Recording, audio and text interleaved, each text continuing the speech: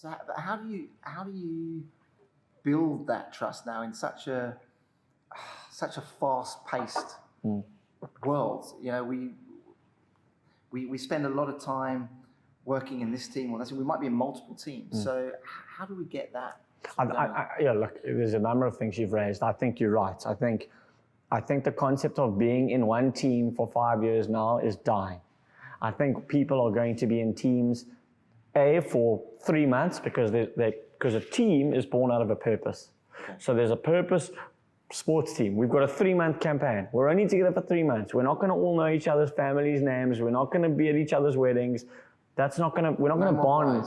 We can buy, but it's not the be all and end all. But we've got to find a way to operate for that 3-month purpose. We also might find that we're in 4 teams at the same time. So I might work in a big business. I'm part of this team and that team and this team. I can't bond with all of them exactly the same. So we need to find a way of teaming.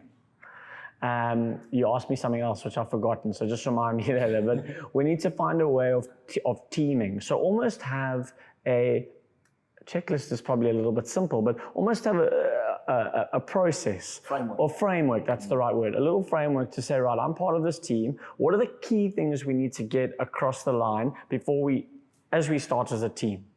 And the traditional way might be, well, let's go and all have 10 beers together and get to know each other. Cool, but maybe that's not the best use of your time. Now, I'm all for 10 beers together because I think it's great, but I think the first thing I'd want to talk about is, what is the reason we're together?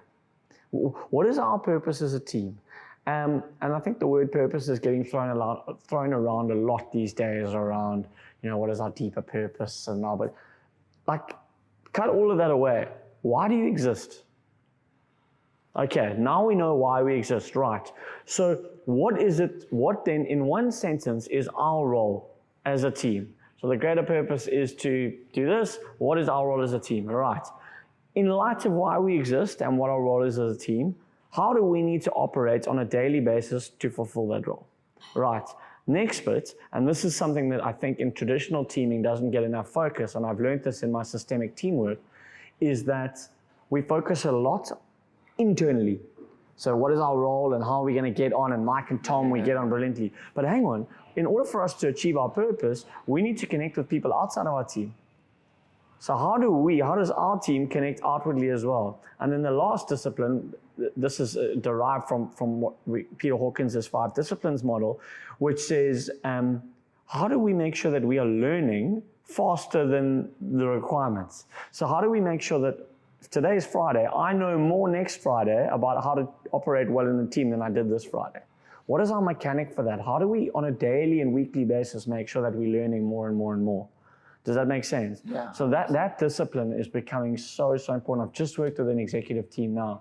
The most pleasing thing for me out of all of it, the old way of doing it, have we got beautiful action plans and have we got strategies and do we all know each other better and have we fallen off bridges?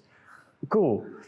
The best thing that came from that is they have an ability now to troubleshoot better than they did when we started.